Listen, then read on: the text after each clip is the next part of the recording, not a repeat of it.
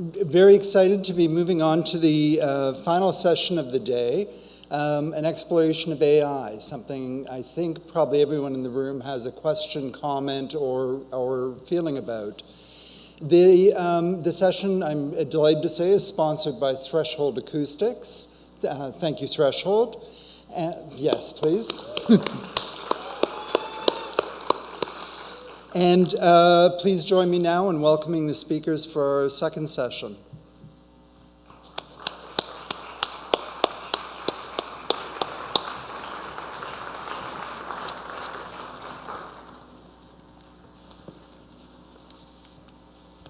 Good afternoon, everybody. Is my mic on?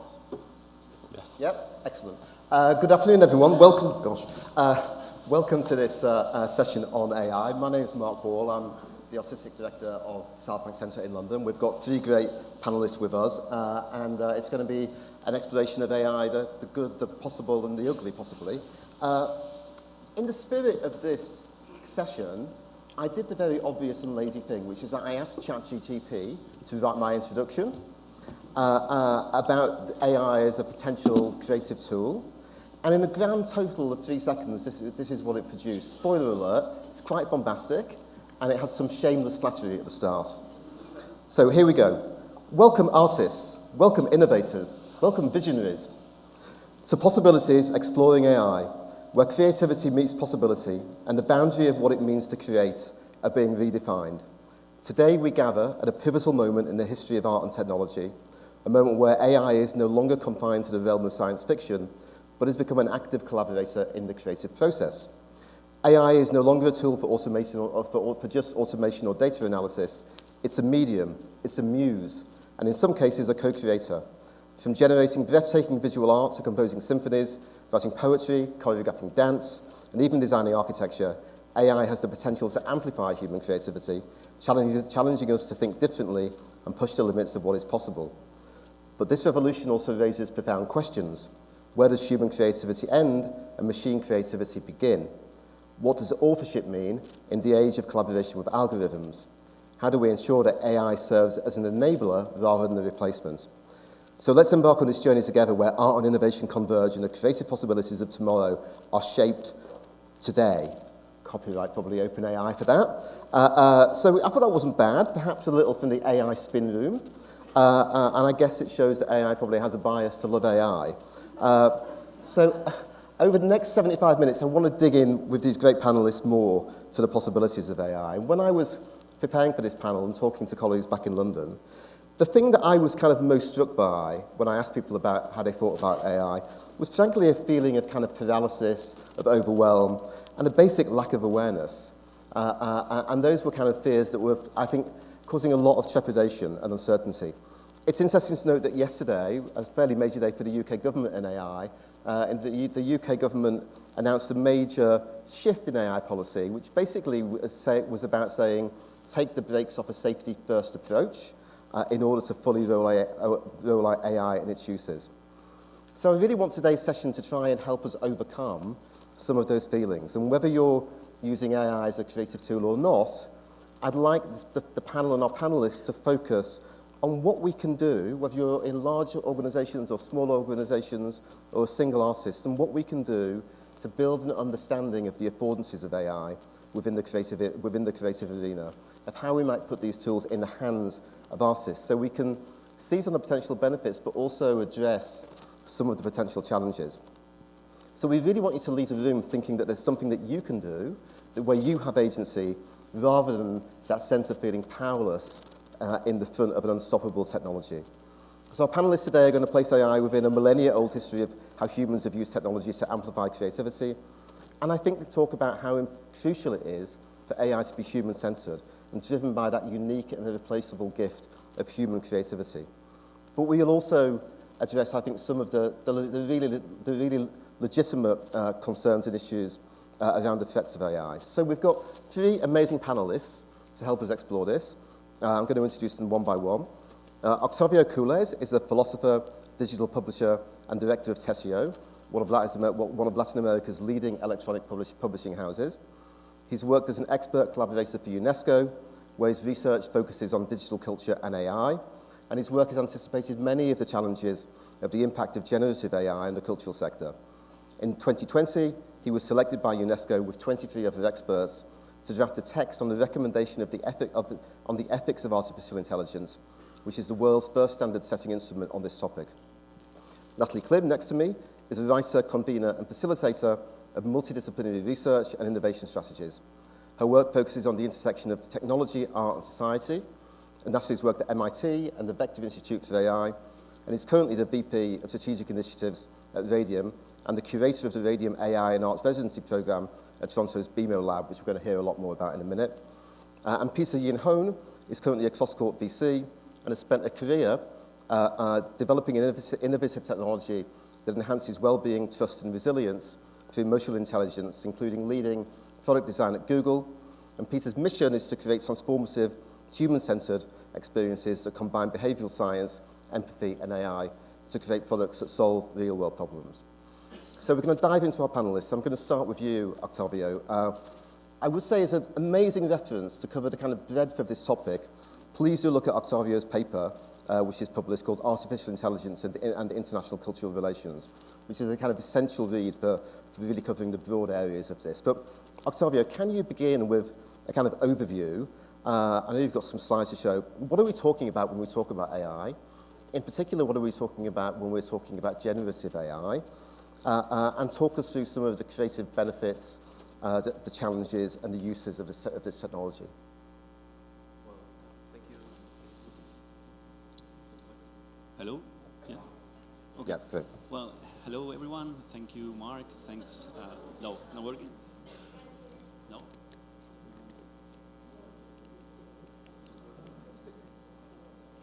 Now? Yes. Okay. Well, hello again. Thanks, Mark, and thanks, David, Mara, and the whole ISPA team for inviting me. I'm really happy to be here. So I have a few slides to present this topic. So the title I chose is The Power and Peril of Artificial Intelligence, Opportunities and Challenges for the Arts and the Cultural Industries. And on the first slide, you will see on the right this image of this sort of robot, humanoid, that seems very worried about maybe, I don't know, the stock markets, who knows. And so I created this image using Midjourney, which is an AI system. I simply asked the system to generate an image on AI, and this is the result. It's curious because the current situation, the current landscape of artificial intelligence has nothing to do with this image. So it's not related to sentient machines that will control us. No, it's more related to the other image, the graph on the left, where artificial intelligence is a very large discipline. It's a very large group of technologies or tools that perform intelligent functions or advanced functions, advanced cognitive functions that imitate or mimic our intelligent functions, such as making predictions, identifying patterns, or creating content, etc. So this is the big group of artificial intelligence, and this is nothing new. It has decades. Inside artificial intelligence, we have machine learning. It's so a subset of AI where machines learn from data. They are trained with data. And a subgroup is deep learning, where machines are trained with data that they process with layers of artificial neural networks, so artificial neurons, just like in the human brain or in the animal brain in general.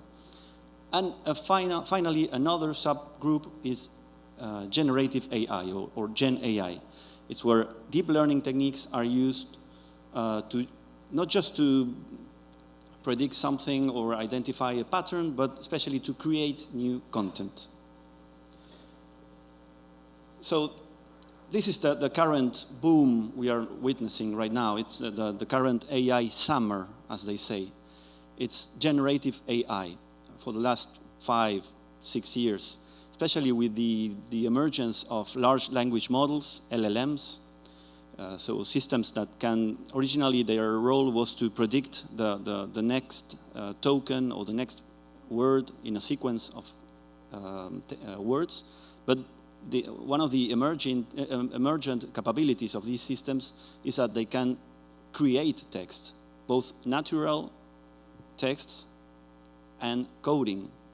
So it's quite impressive, and LLMs lie as the foundation for ChatGPT and other chatbots. So first format, texts. Second format, images and videos. It's what we get with diffusion models. Midjourney is one example, the system I used. You have others, such as Stable Diffusion, DALL-E by OpenAI, and many more.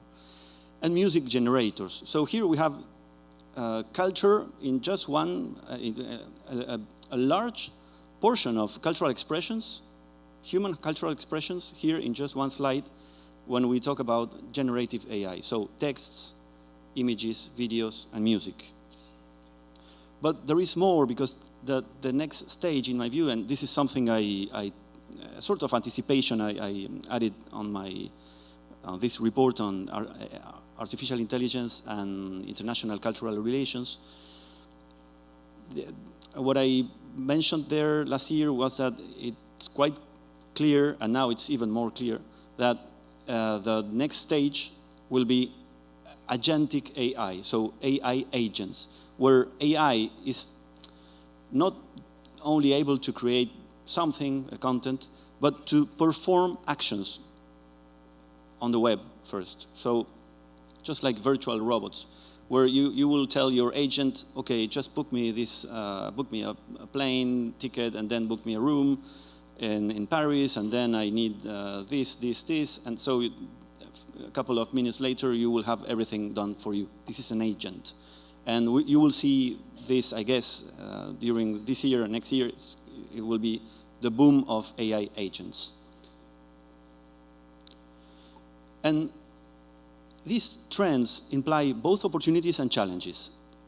Big opportunities. For example, many artists recognize that these tools allow them to be to augment their creative capacity, to augment their inspiration. And also for people that don't consider themselves artists, these tools are enabling a sort of democratization, because they lower the barriers for entry.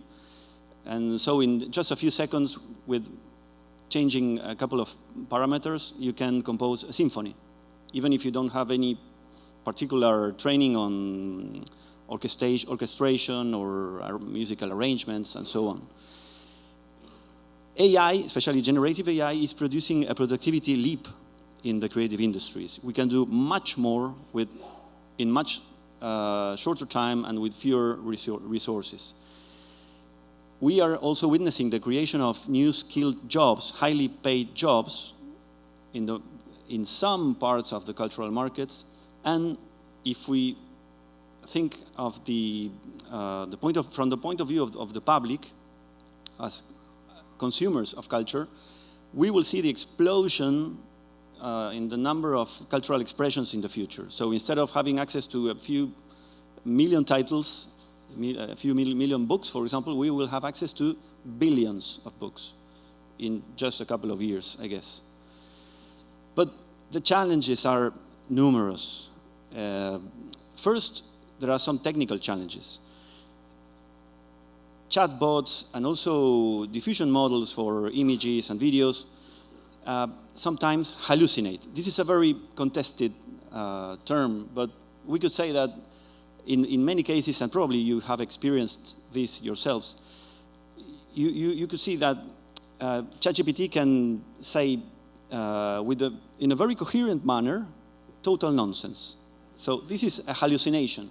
It's just, and that's why many researchers define these models, categorize these models as stochastic parrots. Just like a parrot. They don't have any grasp of the meaning of what they are saying. And they are full of biases, discrimination. So bias could be understood as both a technical and a social problem, but discrimination is clearly a social problem.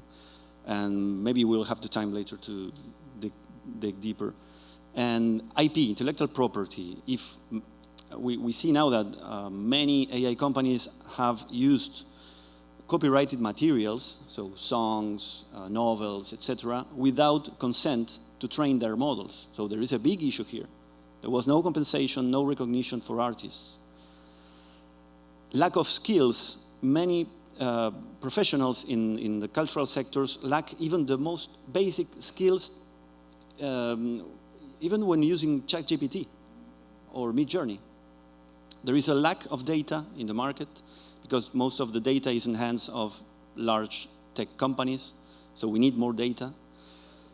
There is a big risk here of losing cultural and linguistic diversity because there is a sharp imbalance between what we call high resource languages and low resource languages.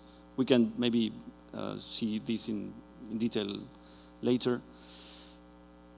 All this is leading to new north-south imbalances. So before, in the past, and even now, there is a staggering digital divide between the north and the south. But this digital divide, in the AI era, is leading to a sort of creative divide, because people in the global north will have access to tools that will augment their power of inspiration and creation, and people in the global south are lacking many of these tools and skills. Job losses. It's true that in some cases AI is creating high skills jobs and highly paid jobs, but at the same time it's destroying millions of jobs, and there are many reports on this topic. And all this is also leading to economic and political concentration. It's very clear that some big tech players have now a power that is totally unprecedented, at least in the cultural scene. AI-generated content and fake news, disinformation, misinformation is saturating the web, and this is going to be worse.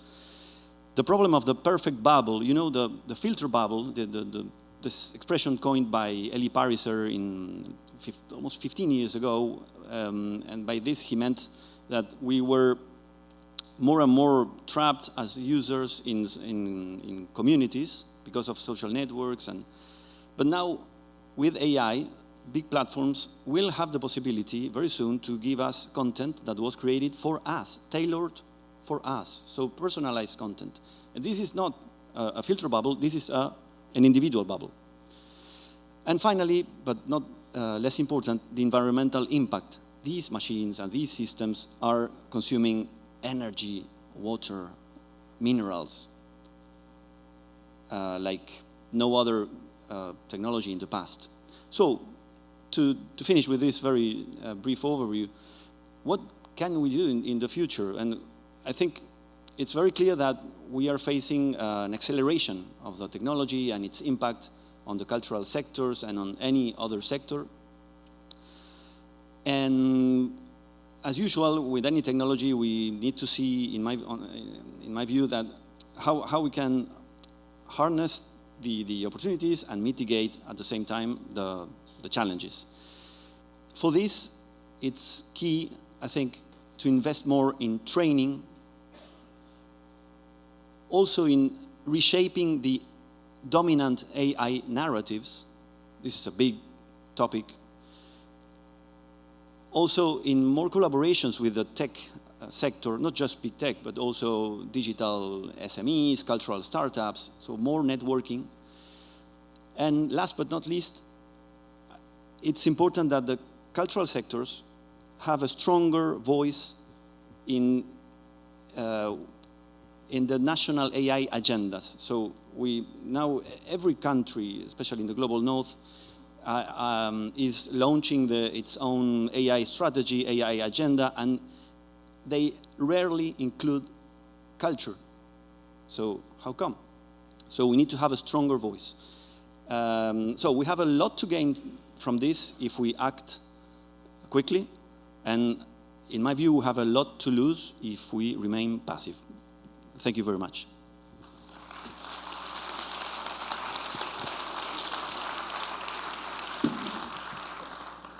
Thank you, Octavio.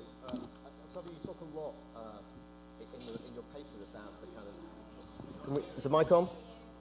Is the mic on? Yeah. Yeah, Octavio, you talk a lot in your paper about cultural diversity, and I guess so many people in this room will have spent their careers really championing cultural diversity, and you know, the challenges that come from relying on systems that have inherent biases around whiteness, maleness, Westernness.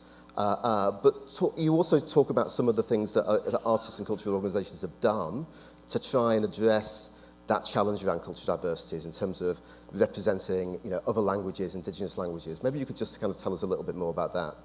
Sure.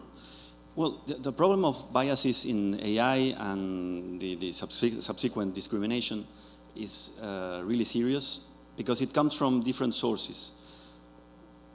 You can have, I would say, maybe 3 different types of biases in AI systems. We can find more, but let's stick to these 3. First, malicious biases, so deliberate ways to manipulate the algorithm, so the system, the AI system, so that the users get a specific answer. For example, if you want that your tweets are shown in the first place, well, you need to tweak the algorithm if you have power and if you are the owner of the company. Yeah. That's one type of bias. But the other type of bias is more, I would say, subconscious, or it's not so deliberate, which is when the data used to train the model is biased. The problem, so if I feed as an AI system with data from a specific country or in a single language, the results I will get will probably reflect that cultural choice. The big problem is that from both a technical and a philosophical perspective, I think it's not possible to eliminate the biases. It's not something that we can just remove and get, let's say, an aseptic database. Because all data comes from somewhere, and data itself is never neutral. Data, you know, it's very tricky. The word data in Latin means given, so it's the plural of datum. Datum, something that I give you. In English, this was lost, the connection, but for example, in French, donner, it still has the same meaning, give. But actually, data are not given. Data are always constructed. Data is something that you extract, and probably people are, and that's where a lot of biases intervene. And so there is no such a thing as a non-biased data set. And the third way to bias a system unwillingly is perhaps not just in the training or in the development of the algorithms, but in the deployment, even in the commercial deployment of the tool. For example, why is it that, and this was discussed by many papers at UNESCO, why is it that the personal AI assistants of the first generation, so Cortana, Siri, Alexa, have all female names? This doesn't come from the data or from a malicious manipulation, I guess. It comes from the fact that there is a lack of diversity in the work teams, perhaps in Silicon Valley. So it's a very, very peculiar group of people that are deploying these systems. And so that's where cultural diversity acquires a new meaning. So it's not just about having more diverse content, it's also having a more diverse group of actors. So we need more players with different backgrounds. Great, thank you. Natalie, your work at the BMO Lab at University of Toronto is about putting these tools in the hands of artists. And I think you've written a manifesto really to say that the reason to do that is to try and address some of the kind of concerns that kind of you felt that artists had. it'd be great to kind of tell us, more practically about the work that you're doing at the BMO Lab. I know there's a film that you're going to show which shows some of the work you were doing with the brilliant Laurie Anderson around her new production for Manchester and for Melbourne, The Ark. But can you tell us about that work and how, I guess, how sophisticated do you think the development of that work is? Is this just about kind of gimmicky experimentation, or is it about meaningful art making? Sure. So this is working, right? Because it says Octavio, but it's me. I'm Natalie. So I run a artist in residence program at the BMO Lab at the University of Toronto. And it was an initiative that I started several years ago when generative AI was really taking off, and there was a lot of stuff coming out in the press. A lot of people saying, hey, look at what you can do with Gen AI, and then a lot of artists saying, oh my God, that's horrible, that's disgusting, it's unethical. And I had a lot of the same reactions, but I also knew better than to, first of all, just react out of fear, react out of ignorance, and react out of what was coming out now, as opposed to what will evolve over time when artists actually get involved. And this is sort of a cycle that you see a lot with technology innovation, where something is made technically possible. It's usually driven by either technologists or business people that are trying to promote what this technology can do, but it takes a while. It takes practice. I mean, like literally actual practical work to turn it into creativity, turn it into art. And so the best way to do that is to bring these different parties together. That's what I wanted to do. It's at this point it is a residency program, so artists are actually playing with technology. Before that, it was a series of conversations. That's how it started off. That was an easier format to manage. It was COVID. It just seemed like the appropriate thing to do. And it was really about bringing artists who had been, they were established artists. They had been working in their field for years. And all of a sudden, they're confronted with this technology that's going to do what they already know how to do. It's going to take away their jobs, et cetera. And so I thought, let's have a series of conversations where either the scientist behind the technology or the entrepreneur behind the technology is going to sit and have a conversation. And it was really interesting to see some of the reactions. Most of them were really, they were curious. I mean, there was still some skepticism, there was some fear, but there was really more interest, curiosity, even excitement than anything else. And even before I started that format, I think this is sort of an interesting point to make. When I first started thinking about this gap between the scientists and then the artwork that was being created or produced by this technology, I was working at the Vector Institute in Toronto, which was primarily a research institute. And I was walking around all day watching a bunch of computer scientists sitting at their desks or standing, writing programs that were creating images. And so I thought, you guys don't even know what it means to draw, and you're creating programs that are producing images. So I created a studio, a drawing class, and I made them come and learn how to draw. And I started with the blind contour drawing exercise and got everyone to sit down and draw. And I've never seen so many smiles in my life, I think, sitting around the table. These people, like for the first time, most of them, a couple of them were artists on the side, but most of them had never taken a drawing tool in their hands and tried to create an image themselves. And it was such an incredibly inspiring, beautiful thing that I thought, I got to keep moving with this. And so now we ended up with this residency. And the main question that I'm really exploring is, how do you get from this initial stage of creativity where you're, technology is usually coming from some place of its industry. It has industry-driven goals about let's automate something, let's automate a process so we can save time and save costs, or let's showcase what this technology can do. Like, neither of those things are really art. They're just sort of the initial stages of something coming out into the world. And so it's really, again, to get the artists to start working with those tools and then seeing what will come with it. So you were asking me, like, have we seen any like real sophisticated works of art yet? The manifesto that I wrote was initially called, Is It Art Yet? And I changed the title, but the question is still very fundamental. And I hate to speak on behalf of the artists, so the two artists that we've been working with so far are Nick Flynn, who's an award-winning American poet, you may know of him, and then Laurie Anderson. I'm sure a lot of you are familiar with Laurie.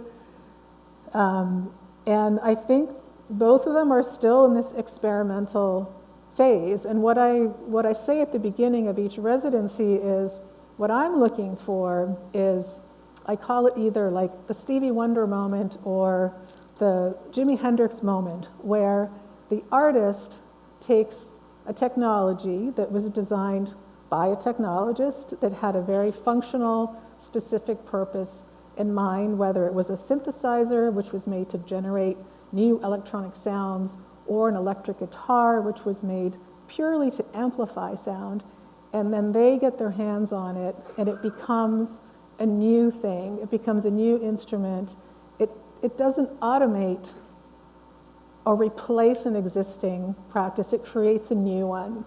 And I was just listening to a talk by Brian Eno recently, he put it really well. And Marshall McLuhan says similar things about how technology is always historical. It always starts off by automating something that already exists.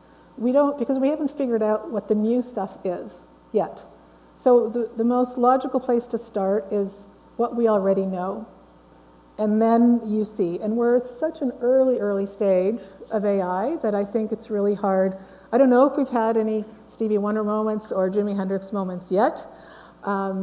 It's coming from different directions. There are a lot of traditional artists, like non-AI, call them AI virgins basically, who are figuring out AI. And then there are a lot of creative people who are actually, their work is based in AI or even in digital technology. And so they're coming at it from a different trajectory. And then you've got the sort of computer geeky world that's trying to automate what is primarily documentation of reality. Like, oh, this is really good because it really looks like a sunset. And again, to me, I'm being a bit snobby, that's not art, but for some people it is. So I'm gonna just stop there. Show the film? And show the film. Yeah, so go ahead. It's a little bit like wandering through a dreamscape with your voice. Machines have already changed what it means to be human. We're using our phones constantly, we're constantly on our computers. We're already part of this system. Working as an artist with AI is extremely difficult because the power of the tools themselves can be overwhelming. Why don't we bring artists in and actually let them use the technology and see for themselves?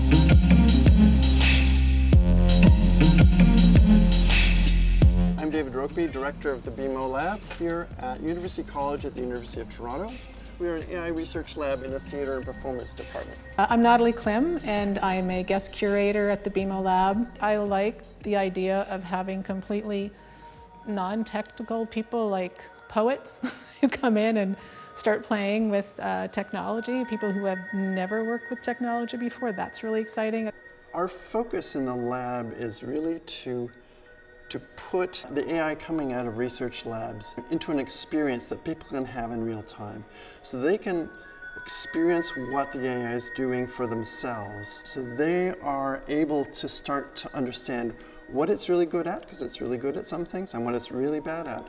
And the things it's really bad at are very surprising. So that hopefully we will be able to imagine a future with AI that actually is positive rather than just extractive and negative. What sort of prompted this particular initiative here with the residency was the debate that I saw growing between artists and the so-called technology world, this kind of antagonistic relationship where artists were making critical claims about what AI was doing to creativity. It was really about bringing these opposing sides together to see that they're not necessarily quite as opposing as they were. I started thinking a lot about AI in the early 1990s. In those days, AI didn't work very well. Now, in 2024, we have AI doing all sorts of crazy things in the world, and I think it's It's an incredible opportunity and challenge to try to understand really what the implications of this technology is.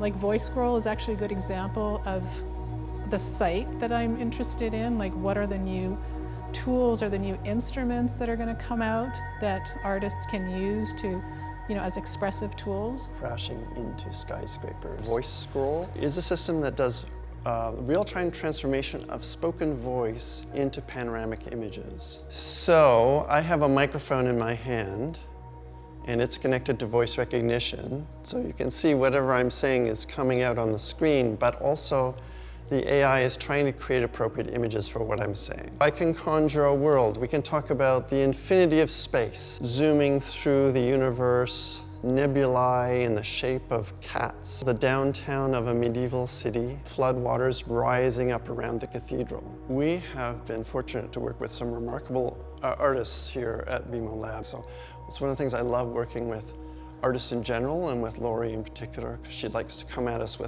from the left field and push us in directions we haven't anticipated. I can see the stage. David, I'm just going to pass you over to Laurie now. Hi, David. Hi, Laurie, how are you? I'm good. It's crazy. It's really working. It is really working. Kitchens and raw fish. Kitchens and bathrooms. Raw fish. Kitchens and bathrooms.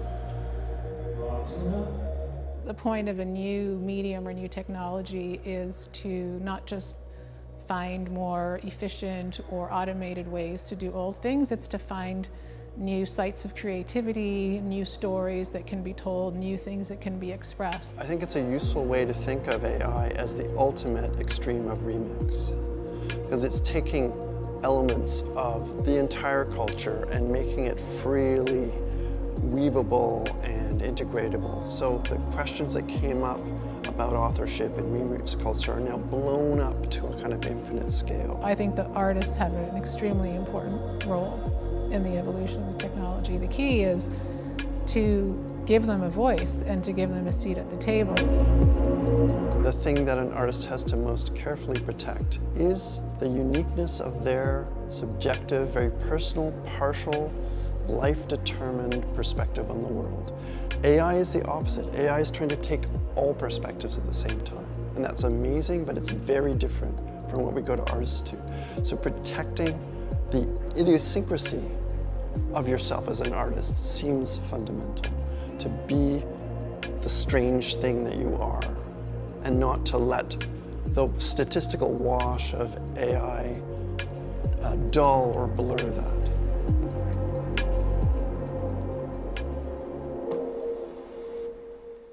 There was a wonderful moment. I saw the ARC in Manchester at Factory International where Laurie Anderson invited the audience members up to use the voice scroll technology. And in real time, their words live would turn into panoramic images behind them. And it was a kind of eureka moment where you saw people got the application of the technology. I think we need to kind of see more of that to understand what its potential is. But Peter, I'm going to turn to you. You've, in a lot of your work, in a lot of your writing, you've spoken really about how from the very first human artworks, humans have used technology to kind of amplify kind of creative expression. You drawn a really powerful quote from Nicholas Carves, which is, "Technology is our nature." Tell us a little bit more about why you see human-centeredness as such a kind of important driver for how kind of AI might evolve. So this becomes about amplifying creativity rather than replacing it. Yeah, thanks for the question. Thank you, esteemed guests and fellows. Mike. Hello. Is Peter's microphone on? Hello. Maybe use the handheld. Hello. Interpretive dance. Hello. Hi. Welcome to New York. I fell in love down the street here. My wife and I went to the McKittrick Hotel for Sleep No More, and we married in Bushwick on the rooftop of our loft, and so it's good to be back. I bounced between San Francisco, New York, and Toronto, but you've come from all over the world, so thank you for being here. Human-centeredness. I have this crazy idea that we're human beings, right? And if we're going to leverage technology, it should reflect more of who we are. our dreams, our possibilities, our hopes, our fallacies. And whenever we talk about AI, it's always this idea that it's some form of replacement. And I tend to not use the words artificial intelligence. I tend to use augmented intelligence. And so I'm curious about what it would augment for us. And I have a presentation that I just wanted to actually fly through. David asked me, how long is this presentation? I said, if I speak like a New Yorker, 5 minutes. Californian, a little longer. If I speak like a Canadian, I have to apologize with every slide, so it might take forever. But could we cue up the presentation? As they're queuing up the presentation, I want you to do this with me. I see there's some of you who know what that means. In ASL, that's how you express gratitude and applause, right? And so that was a roaring room right there. And so gratitude is an important dimension of our humanity. So I'd like to usually start with that. And respect the cultures that have taught me their forms of gratitude. So Zikomo, my work and travels through sub-Saharan Africa and Malawi. Mahalo, you may know from the Pacific Islanders. Closer to home for me, in Toronto, where my wife and kids are, Miigwech, from the Mississaugas of the Credit and the Huron. And here, Manhattan, was Lenape, and the way they expressed gratitude was Wanishi. So say it with me, Wanishi. There you go. So gratitude actually for me extends into a lot of the behavioral science and neuroscience I leverage for my work. So some of that's baked in here, and that's kind of the reason why I'm fascinated with this world. And so I know when you got here, you probably asked the most important burning question, which was, what's the Wi-Fi password, right? And you can thank Hedy Lamarr for that. So art and technology has always been inextricably tied. So Hedy, some of you may know as this gorgeous actress, but she also had a gorgeous mind. And she actually developed frequency hopping, which is the basis for Wi-Fi and Bluetooth. And she did it so that the Allied forces could actually have coded messages that wouldn't be picked up by the German forces. Right? So we have Hedy to thank. And so my field right now is focused on generative AI. I work with CrossCourt VC. I was at Google from 2007 to 2020. So most, I don't know, you've heard of it. Most things you've touched there. Search, YouTube, Google Photos, all of these things I try to bring forward a human perspective. And generative AI is just another dimension of that. And quickly, I just felt a lot of fear and anxiety in the room. And I think that that's okay. And the behavioral science that I leverage gives me great lessons in life, including my daughter. She's struggling to sleep, she's 9, and she would say that she's scared. And so through cognitive behavioral therapy and neuroscience, we just talk about what that is. And they say, you know what, fear is actually there. Like we're creatures that evolved and fear had a role. It's supposed to tell us when we're in danger. And we may not know what that is, but we have to honor and recognize what that feeling is, right? And so it has a job. And so what you can do is like, hey, fear, I see that you're trying to tell me something. I really appreciate it, but I think I'm okay. So you've done your job. Thank you. You can go now. And surprisingly, that works, right? And surprisingly, it can work here as well, because fear is you asking questions. And it's okay to ask questions. And what we hope to do here is spread a little light so that you can say, thank you, fear, you've done your job, you can go away now. So cat in the, you just did what generative AI does. So generative AI and large language models, for the most part, are just prediction machines. They're pattern recognition prediction machines. One of my fellow peers, Oveta Sampson-Patrice at Google, she has this incredible saying that it's just this beautiful genius game of Mad Libs. It just understands what the next word could be. And if you digest all the different content and cultures and languages in the world, it kind of figures out, oh, this is what the next word should be, or this is what the next pixel should be, or this is what the next note should be from what I've seen out there. So stochastic parrots is kind of the right deal. Like, it imitates but it doesn't have your ingenuity, right? It imitates. But what can you do with imitation? So I don't have the answer to this. Like, does it really write Shakespeare? I don't know. But I do know that my relationship with it is this. I used to be a creative director, and I had teams of interns. And my interns would go out and come back and blow my mind because their exuberance and their enthusiasm said, hey, I've got a lot of this stuff. And I was like, wow, I wasn't aware of that. But the way they pieced it together was not always there. But my life experience, my wisdom, my empathy actually allowed it to take it to the next level. And this is my relationship with generative AI and chatbots. I actually employ it like an intern. I respect it like an intern.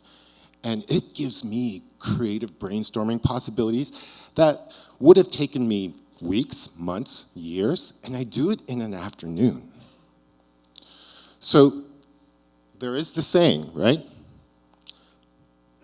And this has actually been the trend of technology. Technology tends to steal, borrow from the world. And some people attribute this saying to Pablo Picasso. Others says, it went back further when T.S. Eliot said, good poets borrow, great poets steal. But for the most part, it's this friction. And so in the summer of '65, when Bob Dylan plugged his guitar into the amp, people hated him for it, right? But Bob Dylan says technology is a kind of sorcery. Like, you have to be careful. It can make you lazy, or it can be a great assistant. And I want you to have that perspective. So we should draw a line though, right? Tech, artificial intelligence, scary? No, let's draw a line. Let's cancel Frida Kahlo, let's cancel Impressionists. Like, why? Those tubes of artificial pigment? No way, we can't do that. The Renaissance movement, Brunelleschi, Leonardo da Vinci, yeah, let's just cancel all these people because they advocated for technology. They use technology. They use the bleeding edge of their field and their time for their art. So maybe art is this chaotic, conflicted resistance. Maybe that's what technology and art is asking us to do, to actually leverage that, right? And so Frida Kahlo, in her pain, she was going to be a doctor, but in her pain, in her disability, incorporated something called photography that was coming out at the time, and x-rays, because x-rays even now, as radiology, is an interpretive art. So that ambiguity of this new form of technology allowed her to peer inside her being, the physicality, and incorporate it into her expression, right? Let's go. Yeah, Neanderthals, humans, Homo sapiens. How dare they blow through the hollow bones with pigment and create art in those walls? How dare they, right? How dare Brunelleschi help us popularize a perspective and vantage point? How dare Leonardo give us more math and science with regard to artwork? And do you hate the scaffolding in New York? Well, you can blame Michelangelo for that. Like the Sistine Chapel, how dare he try and paint the ceiling with scaffolding? Right? And this is all technology. Robert Frost actually reached this incredible place where he was, in his youth, was mowing lawns and just dripping with sweat, but just got lost in the flow, right? And so he wrote about just the amazing piece of technology that the scythe was and the way it cut the grass. And so I know from neuroscience, when you enter that state of flow and grace, it allows you to access creativity on another realm. Stanley Kubrick, how dare he consult NASA? How dare he work with them so that he can make 2001: Space Odyssey? James Cameron, how dare he invent new forms of cinematography that could be shot underwater? Bjork and Homogenic, crazy, trippy dreams and music with synths. No, right? Ryoji Ikeda. Music, his love for quantum physics shouldn't play into his musical works. And Namjoon Paik. No, don't mix these things. So I think it is important to know where we are. So in 1997, this was the Netscape logo. 1997 was the first animated flaming logo. In 1997, people would say, what's a website? And why would I want to go on the internet? if this is our timeline, 10 years from 1997, we got the first iPhone. 10 years after that, we got other things. And if you said, internet, nah. Well, there's another form of nah. We have streaming entertainment. We're online shopping. We're connected with the world. Social media has had its ills, but technology has facilitated a lot of advancement for us to be connected as human beings.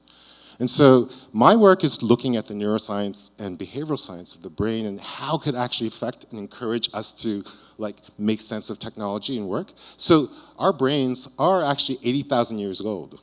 80,000 years ago, that's where our brain stopped evolving. So from that point to now, we're working with legacy hardware. I don't know if you use an old Motorola flip phone, but you can't get on the internet with that, right? And so think of our brains. We have to deal with all of this. But there's a timeline, 4.5 billion years. Because in 4.5 billion years, this Andromeda galaxy is going to collide with our galaxy, so we're all going to die. You're going to die, you're going to die, you're going to die, Ross, you're going to die. Back there and up there, yeah, you're going to die too. The reason I say that is I think part of our humanity where it falters is we tend to have this ego that perhaps we're the of all things and we're going to live forever. We're not. And the universe is a big place. We're here for a moment. And in that moment, what is possible, right? And so in my talks, I actually focus on the brain. I say, in a cage match, who would win? And it's actually a trick question because it's which muscle you use. And my focus is on this tiny region right here. And if you stick your finger and you wiggle, it's called the ACC and insula. It's kind of akin to your empathy muscle. But that empathy muscle is also an area that gets degraded with too much dopamine. And we have a lot of dopamine in technology and triggers. And so it makes us more apathetic, less tolerant of opposing views, really angry. Where do we see that in the world, right? But a healthy region also is about more resilience. A healthy region here helps the brain establish a better state for creativity as well. So I think the inclusion of indigenous voices, indigenous cultures is absolutely paramount. Dr. Bulam Winnie, she's African-American, and when she was actually doing her undergrad, facial recognition software wouldn't recognize her face, right? And so that's a gap, and that's an ignorance. And so our role as artists and as people to raise points, it should be to say, hey, let's do something about this. So indigenous voices, the women's and daughters and all the mothers of the world, we don't want to get to a place where we felt like we haven't tried, right? We don't want to think about our lost youth. Some of the angst of that lost youth, maybe we can leverage, right? And go into our elder years, are we going to be in this nightmarish future? Or maybe we'll just be happy with dancing cats everywhere. But all these last 9 images were by Jaime Montaner Gutierrez of Copilotos in Barcelona. They're all AI generated based on a prompt, based on just asking, based on a conversation. And so this just scratches the surface of saying, I dream of possibilities. I want to have a conversation with you. Can you show me something? And so this is the way I teach my daughter. I used to be a creative director, and I teach my daughter now to just talk to generative AI. And before society crushes her dreams and creativity, I say, hey, what do you want to do? And so she learns to talk critically. She learns to provide feedback. She learns to tap into creativity and translate that and prompt AI. And she creates wonders with the world. And so can all of you. So let's stay healthy, let's stay compassionate, and let's stay resilient.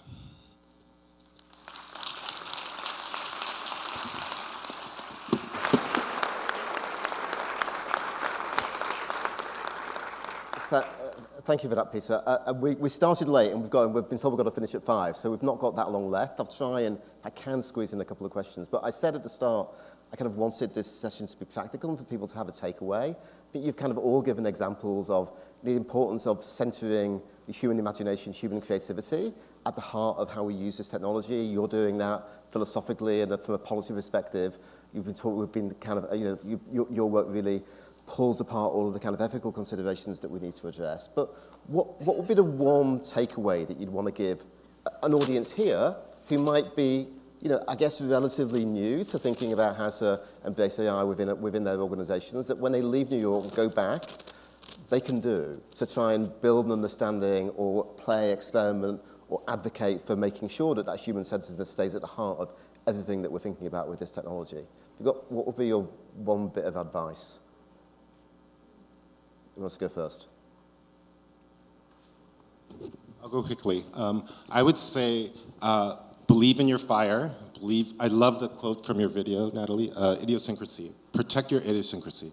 Protect your creative energy. Because this is an amplification, reflection, and prediction and brainstorming machine, as it is right now. And so, as artists, that's something you can leverage. It's also an administrative assistant. So, my friend Ross, as a creative director and as a producer, you don't want to deal with all the proposal writing, all the taxes, all the accounting, it can do that for you. But it can also help you dream. So, and I know from brain sciences that dreaming requires us to be in a more safe space, psychologically safe space. So let yourself dream. Play with this like you were a kid again and see what's possible. Yes, I like this idea of protecting your agency. So it's key, I think, as I mentioned in my brief presentation, to learn more and to experiment and gain new skills and collaborate with others, and to raise awareness about the need to have more diversity in the AI era, and playing on. I think there is an interesting metaphor here, because it's protect your agency in the age of AI agents, because so far the sectors that have been affected most by AI, by generative AI, have been music, publishing, cinema. But now with AI agents, that means interaction, that means performing actions, that means it's coming for us. It's performing arts in a way. So AI will be able to interact with the public, so we need to react quickly. That's my advice. I think just focusing specifically on the judgment and the evaluation of AI and its role in art, I think what I would emphasize is that what you're seeing now is really just the beginning. So wait before you give any judgments or evaluation of it. And again, this thing that I talked about earlier is that, there are a lot of industry-driven goals out there behind the technology, things like automation, efficiency, and we all want convenience, and it's very tempting to use it to automate things or do the dirty work or the boring work, but don't stop there, because that's not really where the creativity lies. That has yet to come. So we're looking for new frontiers, new sites of creativity, not just automating current or past creativity. Okay, I'm going to take a couple of questions. So maybe we can just take two questions together. So people have got a question kind of quickly ask. I can't actually see, but there's someone over here. You got the microphone to them? Testing.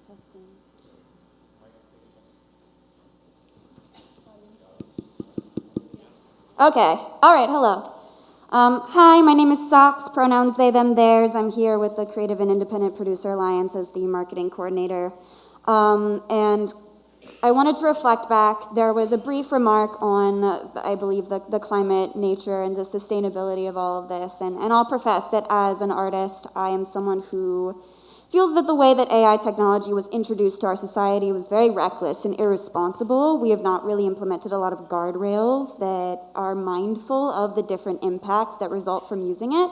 And to be clear, I think that tools and innovation are a great thing, but that without those guardrails and without that transparency of impact, that we're putting ourselves in a really dangerous position. I just wanted to take a moment to read some statistics, because we didn't get a chance to hold space for that. And I see that a lot in panels of this nature talking about AI, where we don't really talk about the consequences. So I just wanted to let you all know that the proliferating data centers that house AI servers produce substantial electronic waste. They are large consumers of water, which is becoming scarce in many places. They rely on critical minerals and rare elements, which are often mined unsustainably, and they use massive amounts of electricity, spurring the emissions of planet-warming greenhouse gases. This is information from the UN Environment Program. The Yale School of the Environment says the International Energy Agency estimates that by 2026, electricity consumption by data centers, cryptocurrency, and artificial intelligence could reach 4% of annual global energy usage, roughly equal to the amount of electricity used by the entire country of Japan. And data centers running AI require a constant and consistent power supply, something the utilities in the Southeast have struggled with for decades. These centers are raising our power bills while providing virtually no benefits to the communities they're designed to serve. And the research is clear that more dirty methane gas means higher energy bills, both now and in the future. There's actually quite a lot of costs that come to these systems.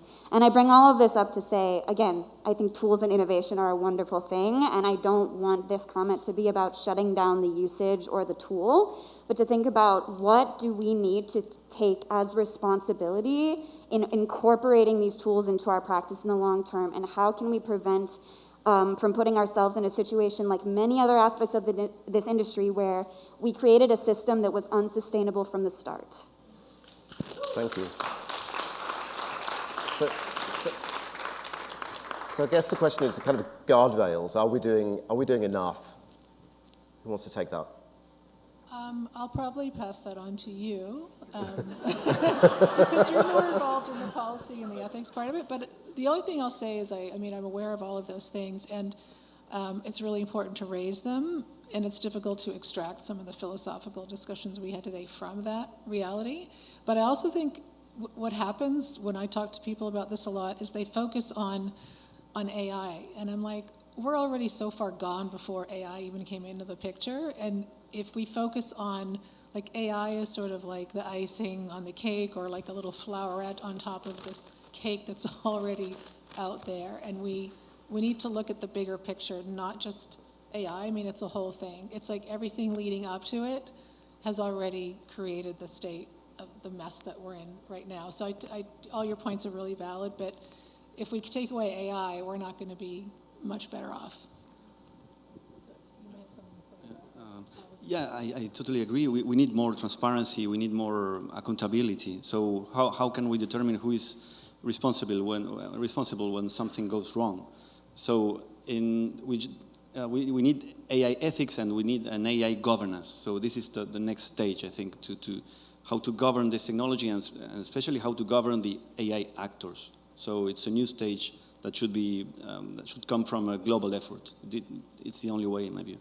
Great, thank you. We're going to need to wrap, but just before we end, Octavio, in an interview, you recounted a wonderful kind of Cherokee story that applied really to kind of AI. I wonder, as a kind of way of kind of wrapping up that session, you could share that with us, because I think it speaks to a lot of things that we've been talking about.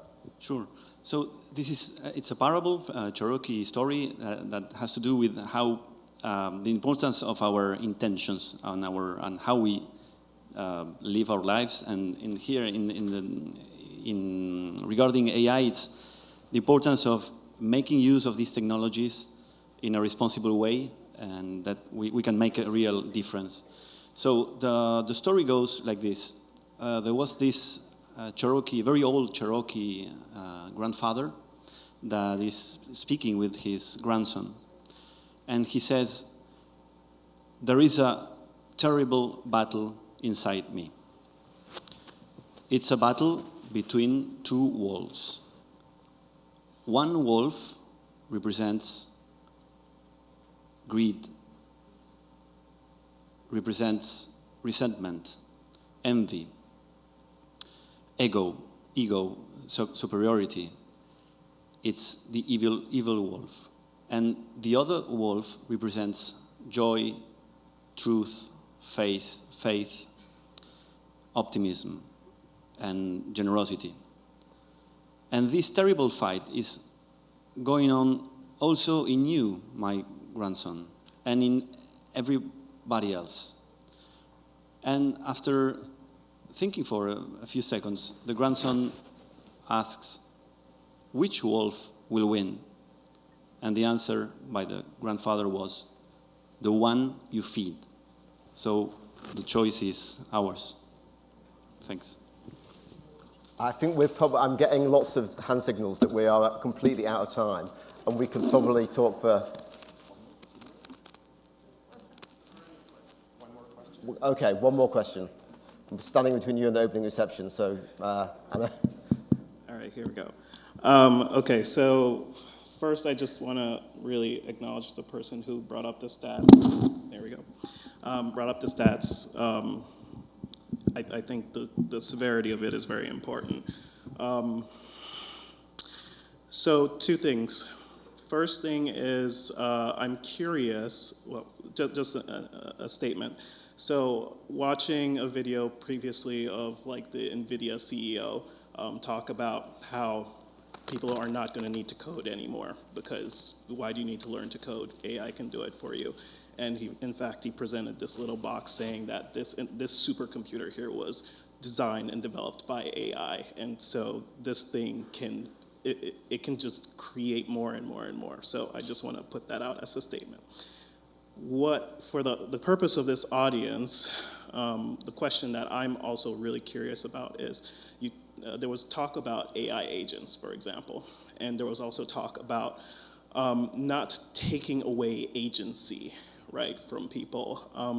And so I'm curious from a cultural performance art standpoint, rather than sort of sit back and be gifted this gift of AI and use it for your productivity or, you know, all these sort of tools and functions, are there things that the creative arts, the culture of performing arts can do to essentially create their own AI agents, right? Because, you know, you have insurance companies who are going to create their own AI agents. You have all these other industries that are going to create AI agents, and they're all supposed to be talking to each other and helping everybody's lives be better. But what are the performing arts doing to create their own AI agents that say, this is who we are, this is how you engage with us, this is our repository of data, rather than, you know, data is created, right? It's not given, or it's not, you know, so that's what I'm curious about. Thank you. That's a great question. Peter or Natalie, do you want to take it? Yep, you are. Great question. Thank you for that question. And again, thank you to the previous person who spoke and provided the stats. Mindfulness as human beings also means like being mindful about the entire impact and having guardrails. And so guardrails is something that we should all collectively fight for. With your question with regard to agents, so it's a fanatical term right now because again, it's like AI, agents. But it's a form of how the code functions right now. And so right now, the word agentic AI is just a movement of how do you create essentially bots that can function and do certain tasks on your behalf. And so like that timeline I showed you with the Netscape logo, we had no conception of the iPhone. We had no conception of streaming entertainment the way it would be available to us, or online shopping or social media. But the technology right now is just starting to build these things that can understand your request. And so this is why I encourage playing.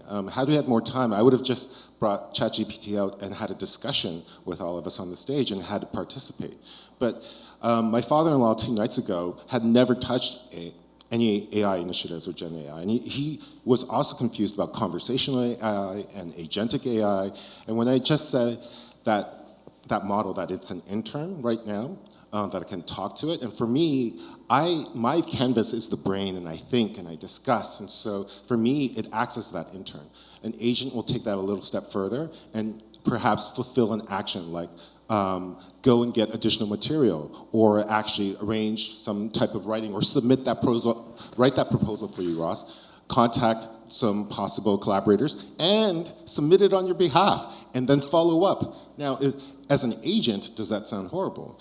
It depends on how, again, the guardrails we put on these agents, and even now, you can go to a lot of generative AI chatbots and say, I want to create this. I have this crazy idea for a book I want to write, or this story. can you help me with an outline? I ramble. I don't even structure my questions, but it has the patience to actually structure what I'm trying to say and offer me perspectives that, again, would have taken weeks. And that creative sort of gap of just sitting there struggling in pain because I don't know how to voice things properly, that thing is disintegrated. I can move at the pace of my own creative thought now. And where agents can go eventually, perhaps, is be more autonomous in being our collaborator and partner. And so you can go to services like Anthropic's Claude, OpenAI's ChatGPT, and Gemini, very soon Google, in terms of Gemini and Veil. You can say, hey, I have this idea for this visual, this film, this music. I have a couple lines. Like, it's working with an excellent producer who is not there to take over your space, but there to amplify and optimize and augment your own skill. A producer doesn't take credit for saying, I came up with that music. No, it's the artist. You are still the artist. So agents right now are in their infancy, but you can go to any of these services and just start conversations. You can say, create a picture, create a video, create an outline. And that is not where agents are right now, but pretty soon if those things can then start working on your behalf even a little further, great. Who knows? Thank you. I now know we are now standing between you and your evening of eating and drinking. So a huge thank you to panelists, to Peter, to Octavio, and to Natalie.